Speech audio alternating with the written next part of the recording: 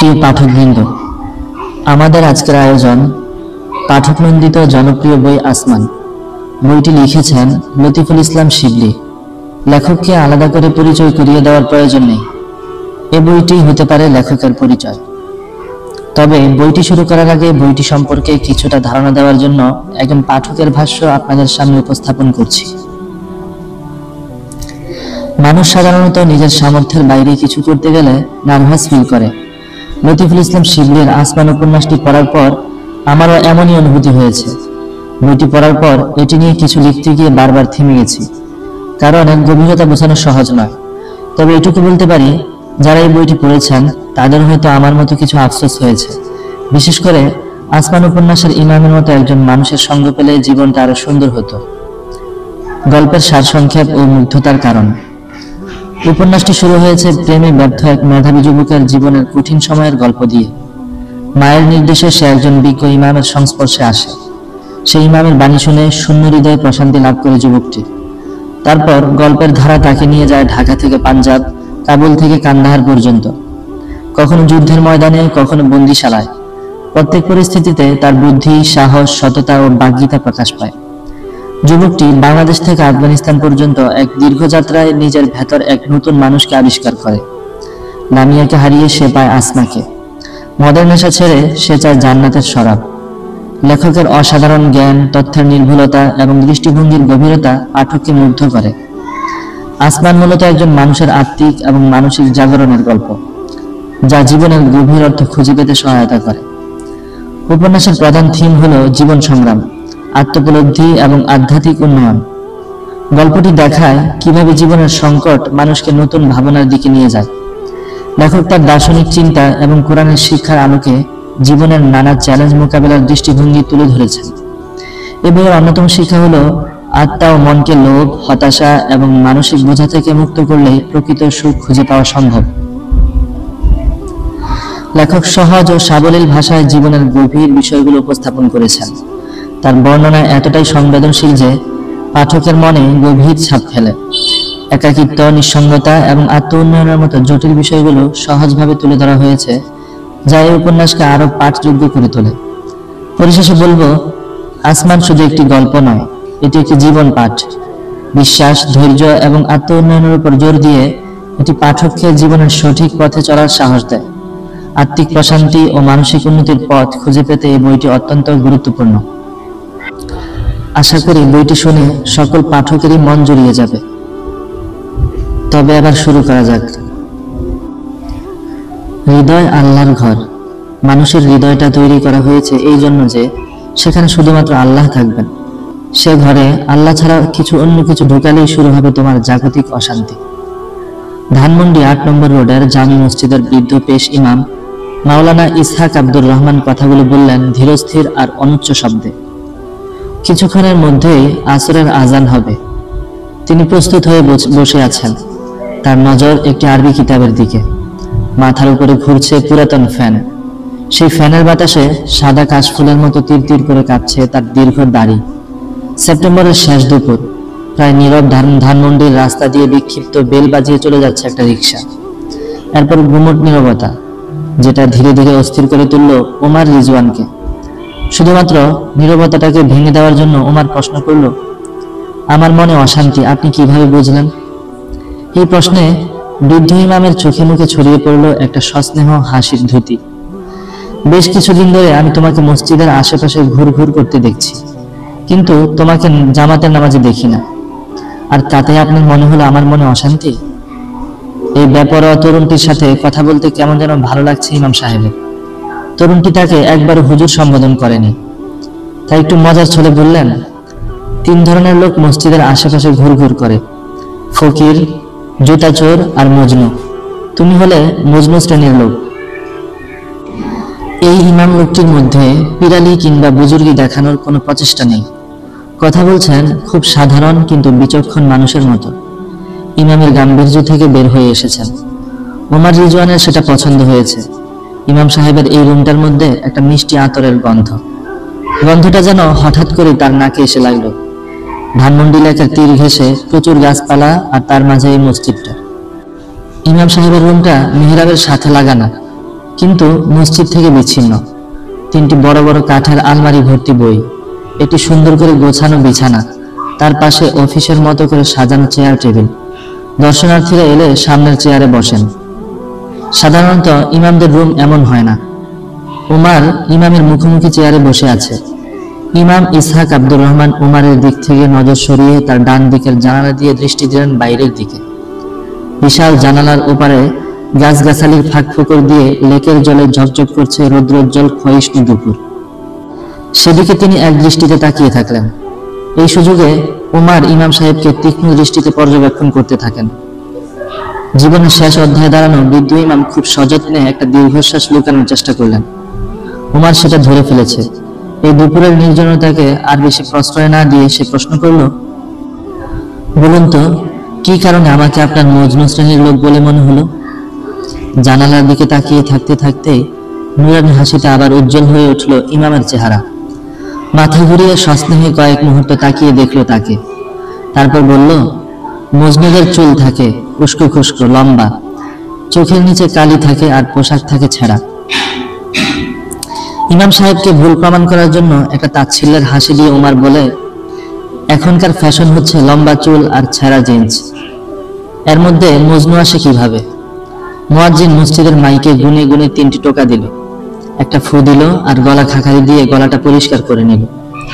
এখনই আসরের আজান হবে। ইমাম সাহেব কথা শেষ করার জন্য বললেন, যুগে যুগে সব মজনুদের একই হাল, বিচ্ছেদ বেদনা লুকিয়ে রাখা কঠিন। প্রায় নির্জন ধানমন্ডিকে সরব করে হেঁকে উঠল মুয়াজ্জিনের কণ্ঠ, আল্লাহু আকবার, আল্লাহু আকবার। আজান শেষ হলে ইমাম ইসহাক চেয়ারের পাশে রাখা ছড়িটি হাতে নিয়ে উঠে দাঁড়াতে দাঁড়াতে একটা রুবাইয়াত আওড়ালেন। সসীমকে ভালোবেসে করেছো পূজা, ভালোবেসে হয়ে গেছো দাস, তোমার অনন্ত মন আর কারো নয়, এক অসীম প্রভুর নিবাস। উমার স্থির হয়ে চেয়ারে বসে আছে। ইমাম সাহেব তার পাশে এসে দাঁড়ালেন। মৃদু কণ্ঠে বললেন, উজু করে জামাতে আসো। সশব্দে চেয়ারটা পেছনে সরিয়ে উমার উঠে দাঁড়ালো। বলল, নেশা অবস্থায় কি নামাজ পড়া যায়? এই প্রশ্নের সরাসরি উত্তর না দিয়ে ইমাম বললেন, নেশাই তো আমাকে মসজিদের দিকে টেনে নিয়ে যাচ্ছে। মসজিদ বরাবর সোজা লেকের পশ্চিম প্রান্তের বটগাছটা এখন শৈশব কৈশোর পেরিয়ে তারুণ্যে পড়েছে। বটগাছগুলো বহু বছর বাঁচে, কোনোটি 2-3 শতাব্দী। মানুষের প্রাচীন ছাতা। একই বৃক্ষের ছায়ার নিচে বেড়ে ওঠে 3-4 প্রজন্মের মানুষ। যে শিশু এই বট বৃক্ষের ছায়ার নিচে খেলতে খেলতে বড় হয়, সেই একদিন আরেক শিশুর জন্ম দিয়ে ধীরে ধীরে বৃদ্ধ হয়, তারপর একদিন মরে যায়। বৃক্ষদের ভেতর বট বৃক্ষ সবচেয়ে দুঃখী বৃক্ষ। এই বৃক্ষের জীবন মানুষের মতো। বয়স বাড়ার সাথে সাথে এর ডালপালার ভেতর থেকে নেমে আসে ঝুরি, ধীরে ধীরে পরিণত হতে থাকে আর ধীরে ধীরে হারিয়ে যেতে থাকে এর প্রথম মূলটি। দীর্ঘ জীবন মানে শোকের দীর্ঘ সফর। উথাল পাতাল বাতাসে লেকের ধারে এই পড়ন্ত দুপুরে বটগাছের ছায়ার নিচে বসে জীবনের প্রথমবারের মতো যেন বটগাছের দিকে তাকিয়ে আছে ওমার। পাতায় পাতায় লেগে তরুণ গাছটির গা থেকে বৃষ্টির মতো একটা আওয়াজ বের হচ্ছে। ধানমন্ডিতে বড় হয়ে ওঠা ওমারের এই জায়গাটা অনেক প্রিয়। ধানমন্ডি বয়েজে পড়া পুরো স্কুল জীবন কেটেছে এখানে। এরপর ঢাকা কলেজ, সেখান থেকে এখন ঢাকা ইউনিভার্সিটির ইকোনমিক্সের 2য় বর্ষ চলছে। আর নিয়ম মতোই চলছে তাদের এখানকার আড্ডাটা। বটগাছটার দিকে এত মনোযোগ দিয়ে কখনো তাকায়নি ওমার। ওর বন্ধুরা এখানে আসা শুরু করে সন্ধ্যার পর থেকে। সারা শহরের বিভিন্ন প্রান্ত থেকে ওরা আসতে থাকে। আড্ডা চলে রাত 11টা পর্যন্ত। ইদানিং এদিকটায় নাকি ক্রাইম বেড়ে গেছে। ধানমন্ডি থানার 2nd অফিসার কাউসার নিয়মিত আসে 11টার দিকে, এসে ওদের আড্ডাটা ভেঙে দিয়ে যায়। অনিচ্ছা সত্ত্বেও তখন উঠে যেতে হয়। পরন্ত দুপুরে ইমামের রুম থেকে বের হয়ে হঠাৎ করে ওমারের মনে হলো, এই মুহূর্তে এই শহরের কোথাও ওর যাওয়ার জায়গা নেই। বুকের ভেতর ঝড়ের অস্থির তাণ্ডব, অথচ শান্ত দিঘির স্থিরতা নিয়ে বটগাছের নিচে বসে আছে ওমার। তার ভাবনাগুলো নিয়ে ভাবছে, এটা কি ফেন্সি ডিলের ঘোর? কাশির সিরাপ খেয়ে এমন নেশা হতে পারে ওমার কখনো ভাবতে পারেনি। দ্য উইন্ডো ব্যান্ডের লিড গিটারিস্ট বন্ধু রুশুর কথায় ওর প্রথমে বিশ্বাস হয়নি। শান্তিনগর কাঁচা বাজারের ভেতরে 7 সকালে ঢুকে সেদিনের প্রথম কাস্টমার ছিল সে আর রসু। কাশির সিরাপের পরিচিত স্বাদ আর গন্ধ। একটু একটু করে আধা বোতল খেয়ে ফেলেছিল, তাতেও কোনো নেশার ফিলিংস আসেনি। মুচকি মুচকি শয়তানি হাসি দিয়ে রসু বলেছিল, ধরবে মামা, ওয়েট, আরেকটা কোর্স বাকি আছে। এরপর তাকে নিয়ে গেল মগবাজার মোড়ের তাজ রেস্টুরেন্টে। ওয়েটারকে চায়ের অর্ডার দিয়ে চোখ টিপে দিল। কিছুক্ষণ পর 2 কাপ চা আর তার সাথে এলো 1 কাপ ভর্তি চিনি। কয়েক চুমুকে কাপ থেকে চা কমিয়ে সেখানে প্রতি কাপে 6-7 চামচ চিনি মিশিয়ে কাপটা এগিয়ে দিল ওমারের দিকে। সেই চা খাওয়ার 10 মিনিটের মধ্যে ঘটনাটা ঘটেছিল। চোখ কান মুখ জুড়ে নেমে এসেছিল জমাট স্তব্ধতা, আর মনের মধ্যে একটা ফুরফুরে ভাব। পিনিকটা আরো ভালো মতো ধরার জন্য আরেকটা কোর্স বাকি আছে, চলো। এরপর 30 টাকা ঘন্টা চুক্তিতে ওরা একটা রিক্সা ভাড়া করেছিল। তাজ রেস্টুরেন্টের সামনে সবসময় কিছু মুখ চেনা স্পেশাল রিক্সাওয়ালা মুখ খুব আয়েশি ভঙ্গিতে বসে থাকে বিশেষ ধরনের কাস্টমার ধরার জন্য। রিক্সা ছুটল তুফান গতিতে। চোখে মুখে যত বাতাস লাগে পিনিক ততই বাড়তে থাকে। মগবাজার থেকে ধানমন্ডি শঙ্কর রায়ের বাজার ছাড়িয়ে রিক্সাওয়ালা ওদের নিয়ে গেছে বুড়িগঙ্গার তীরে। এরপর থেকে ওমার রসুর সাথে মিলে পিনিক নেওয়া শুরু করলো। সেটা শুধুমাত্র ফ্যান্সি ডিলার কারণে না, বরং খাওয়ার পরের ধাপগুলোর কারণে বেশি আকর্ষণ করেছে। রসু ফ্যান্সি ডিল খাওয়াকে একটা ক্লাসিক পর্যায়ে নিয়ে গেছে। গত 2 মাস ধরে ওমার রসুর সাথে থাকে। সারা রাত রসু তার নতুন কেনা আইবানেস ইলেকট্রিক গিটার নিয়ে পাগলামো করে, আর সেই পাগলামো মন্ত্রমুগ্ধের মতো ওমার উপভোগ করে। এই 2 মাসে ওদের 2 পরিবার জেনে গেছে রসুর বাড়ি ওমারের সেকেন্ড হোম, একইভাবে ওমারের বাড়ি রসুর সেকেন্ড হোম। অসাধারণ গিটার বাজায় রসু। নিজের বেডরুমটাকে সাউন্ড প্রুফ প্র্যাকটিস প্যাড বানিয়ে নিয়েছে। রসু ওমারের ঢাকা কলেজের সহপাঠী। ইন্টারমিডিয়েট পাশ করার পর রসু ঘোষণা দিয়েছে সে আর পড়বে না। পড়বে না তো পড়বেই না, তাকে আর কোনোভাবে পড়াশোনায় ফেরানো যায়নি। সব চেষ্টা ব্যর্থ হয়ে তার বাবা শেষ পর্যন্ত তাকে গদিতে বসিয়ে দিয়েছে। রসুর বাবা পুরান ঢাকার বিশাল অ্যালুমিনিয়ামের হাড়ি পাতিল ব্যবসায়ী। কিছুদিন নিয়মিত সবুজ বালকের মতো গদিতে বসেছে। গদিতে বসেই দ্রুত শিখে নিয়েছে কিভাবে ক্যাশিয়ারের চোখ ফাঁকি দিয়ে ক্যাশ বাক্স থেকে 1-2টা বড় নোট লুকিয়ে ফেলতে হয়। রসুর সেই টাকায় চলে তার বন্ধুদের 21 জনের গ্রুপ। স্কুলে থাকতেই শিখে ফেলেছিল গিটার, সেটা এখন তার ধ্যান জ্ঞান নেশা।